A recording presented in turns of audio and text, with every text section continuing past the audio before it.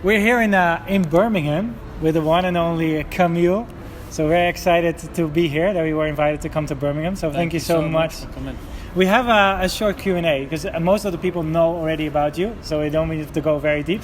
So just a few short questions and short answers, and then we go into like the longer answers and questions.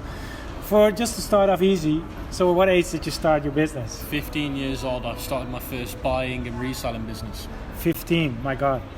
And how do you feel about work-life balance and or hustle? You are in the hustle or you're in a work-life balance? So when I first started my journey, I was all hustle, no family time, no enjoyment. Yeah. But ever since I've been able to generate more money, I've actually took a step back, outsourced a lot of the work, and now I've got a decent balance of work and hustle. And you see it differently now? Would you have done it differently? No, because if I didn't do it the way I did it to start with, aggressively, I wouldn't have got here as quick as I did. I see. How do you feel about dropshipping or building a brand? I think dropshipping, I get this question all the time, and the thing is, dropshipping is the best way to test something out. Yeah. And the business model's fine as long as you do it properly. Yeah. Building a brand is something you should do once you get proof of concept. Once you've learned the skills, how to run Facebook ads, TikTok ads, then you can start an e-commerce brand. Awesome. Fully agree. Which are persons you look up to? Person or persons? Are there people you look up to yourself? The people that I look up to, not just in one area, I look up to people that have changed the world, like Martin Luther King, little things like that. I wouldn't say I've got one person that I look at and say, oh, I want to be like them. There's little bits from different people that inspire me to be where I am today. Awesome. As dropshippers, they think of digital nomad lifestyle. What's the best place for you found to be living as a digital nomad? So Birmingham's my home. I've tried traveling all over the world, and nothing feels the same as Birmingham to me. Wow, that's awesome. There are not so many people that actually acknowledge that. I'm a family man, so I like to be where my family is. Yeah, I know you're doing great on TikTok. If you have to choose between Facebook or TikTok, which one is it? Right now, TikTok. Yeah? No Facebook ban. I mean, not having to have issues with Facebook bans, getting cheaper cost per acquisitions, going viral on TikTok, profit margins, love it. Awesome. Okay, now we go a little bit longer answers to see how you do. So what makes a dropshipping agent or supplier great? So the most important thing that I've had to experience over the last few years of doing this is shipping times, including processing times. Communication's really, really important, and the quality of the product and how it's handled when it gets to your customer. Yeah. And for you, the definition of success. Do you have a definition for yourself? Yeah, so the definition of success for me isn't just money. A lot of people look at the metric of money to determine success. Yeah. For me, it's about accomplishments. What have I accomplished? Yeah. Could be, for example, how many orders have I done in a day?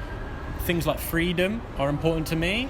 So I think for success to me, it's about how much can I do in my life where after I'm gone off this world, what will people remember me for? What have I achieved in my life? That's the most important thing to me. Are you familiar with the rocking chair principle? Oh, no, I've never heard of this. So basically, when you're 70 years old and you're in your rocking chair, how do you look back at your life? And it's the things that you regret. Those kind of... Yeah, those. But the more important thing for me is when I go, like when people pass away, you don't talk about how much money they had. Exactly. You talk about what they did in their life. And that's what I want to make sure that I'm proud of having. Exactly, yeah.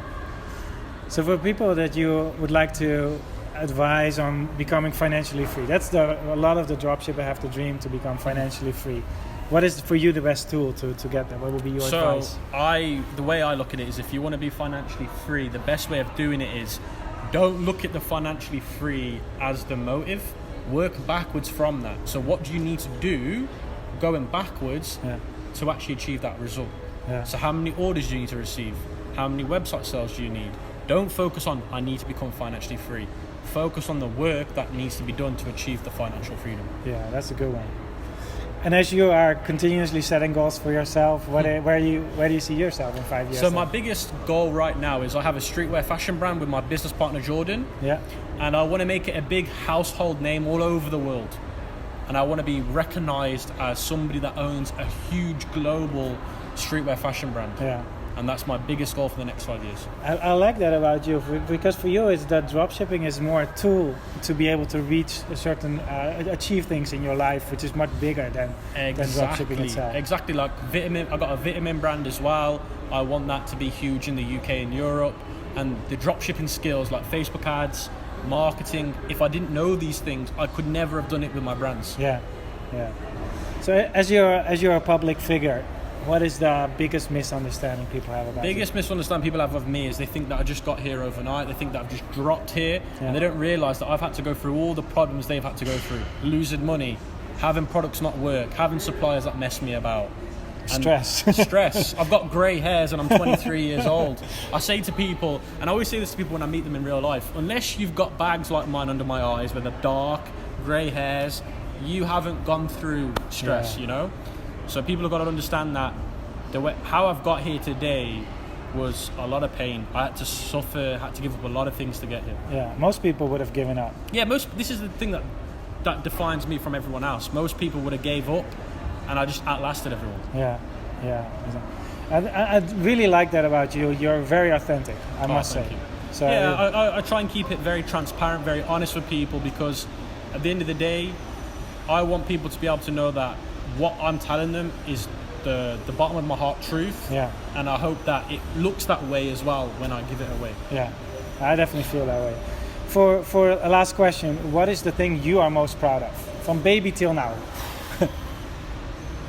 I think the thing that I'm most proud about is proving everyone wrong. Every door that's closed in my face, I've had to open it again and prove them people wrong. You know, my whole life I've had people tell me that I wouldn't get here, I wouldn't achieve this.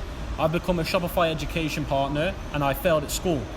So it just shows that you don't need school grades to become good at, you know, teaching people other things. Wow.